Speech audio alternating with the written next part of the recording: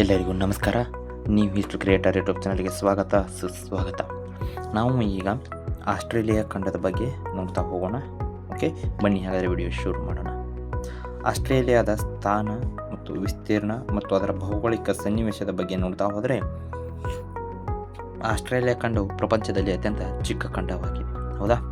ಮೊದಲೇ ದೊಡ್ಡ ಖಂಡ, ಅತಿ ದೊಡ್ಡ ಖಂಡ ಅಂದರೆ ಅದು ಏಷ್ಯಾ ಖಂಡ. ಹೌದಾ?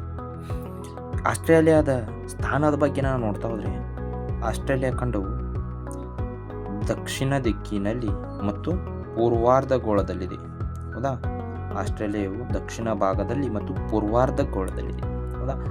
ಹಾಗೆ ಅಕ್ಷಾಂಶಿಕ ಮತ್ತು ರೇಖಾಂಶಗಳ ಸ್ಥಾನದ ಬಗ್ಗೆ ಆಸ್ಟ್ರೇಲಿಯಾ ಖಂಡದ ವಿವರಣೆ ನೋಡ್ತಾ ಹೋದರೆ, ಆಸ್ಟ್ರೇಲಿಯಾ ಖಂಡ 10 ಡಿಗ್ರಿ 45 ನಿಮಿಷ ದಕ್ಷಿಣದಿಂದ 43 ಡಿಗ್ರಿ 39 ನಿಮಿಷ ದಕ್ಷಿಣ ಅಕ್ಷಾಂಶದಲ್ಲಿ ವಿಸ್ತಾರವಾಗಿದೆ. ಹೌದಾ?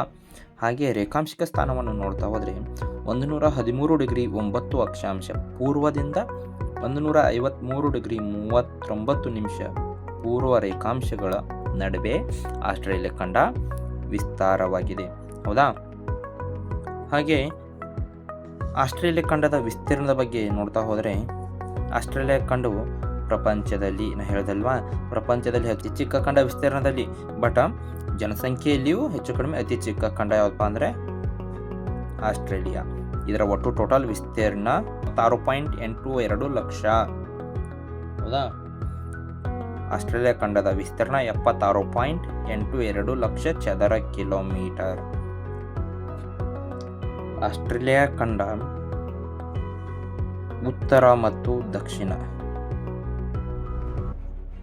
ಉತ್ತರ ಮತ್ತು ದಕ್ಷಿಣವಾಗಿ 3940 ಕಿಲೋಮೀಟರ್ ಉದ್ದ ಇದ್ದರೆ,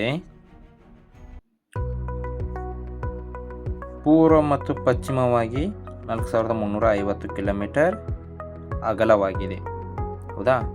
ಇನ್ನು ಕರಾವಳಿ ತೀರ ಪ್ರದೇಶಗಳನ್ನು ನೋಡ್ತಾ ಹೋದರೆ, ಅವು 19,310 ಕಿಲೋಮೀಟರ್ ಕರಾವಳಿ ತೀರ ಪ್ರದೇಶವನ್ನು ಆಸ್ಟ್ರೇಲಿಯಾ ಖಂಡ ಹೊಂದಿದೆ. ಹೌದಾ? ಈಗ ನಮ್ಗೆ ಅನಿಸುತ್ತೆ, ಈ ಆಸ್ಟ್ರೇಲಿಯಾ ಅಂತಾರೆ, ಆಸ್ಟ್ರೇಲಿಯಾ ಅನ್ನೋ ಪದ ಹೇಗೆ ಬಂತು, ಇದಕ್ಕೆ ಯಾಕೆ ಆಸ್ಟ್ರೇಲಿಯಾ ಅಂತ ಕರೋರು ಅನ್ನೋದು. ಯಾವುದೋ ಒಂದು ಪ್ರದೇಶ ತಗೊಳ್ಳಿ ನೀವು, ಅದಕ್ಕೊಂದು ಏನಾದರೂ ಹಿನ್ನೆಲೆ ಇದ್ದೇ ಇರ್ತದೆ. ಹೌದಲ್ವಾ? ಹಾಗೆ ನಾವು ಈ ಆಸ್ಟ್ರೇಲಿಯಾ ಖಂಡದ ಹೆಸರಿನ ಬಗ್ಗೆ ನೋಡ್ತಾ ಹೋದರೆ, ಹಿನ್ನೆಲೆಯನ್ನು ನೋಡ್ತಾ ಹೋದರೆ, ಆಸ್ಟ್ರೇಲಿಯಾ ಪದ ನಮ್ಮದು ಅದು ಇಂಗ್ಲೀಷ್ ಭಾಷೆ ಅದಲ್ಲ, ಅದು ಒಂಥರ ಅದು ಒಂದು ಲ್ಯಾಟಿನ್ ಭಾಷೆಯ ಪದ. ಹೌದಾ? ಲ್ಯಾಟಿನ್ ಭಾಷೆಯ ಪದ ಆದಂಥ ಆಸ್ಟ್ರಲ್ ಅಂದ್ರೆ ದಕ್ಷಿಣ ಎಂದರ್ಥ. ಈ ದಕ್ಷಿಣ ಎಂದರ್ಥ ಪದವೇ ಮುಂದೆ ಭಾಷೆಯಿಂದ ಬಳಕೆಗೆ ಬಂದಂಥ ಪದ ಯಾವುದಪ್ಪ ಅಂದರೆ ಆಸ್ಟ್ರೇಲಿಯಾ. ಇದನ್ನೇ ಪ್ರಸ್ತುತ ನಾವು ಈಗ ಆಸ್ಟ್ರೇಲಿಯಾ ಖಂಡ ಅಂತ ಕರಿತೀವಿ. ಓಕೆ, ಬನ್ನಿ.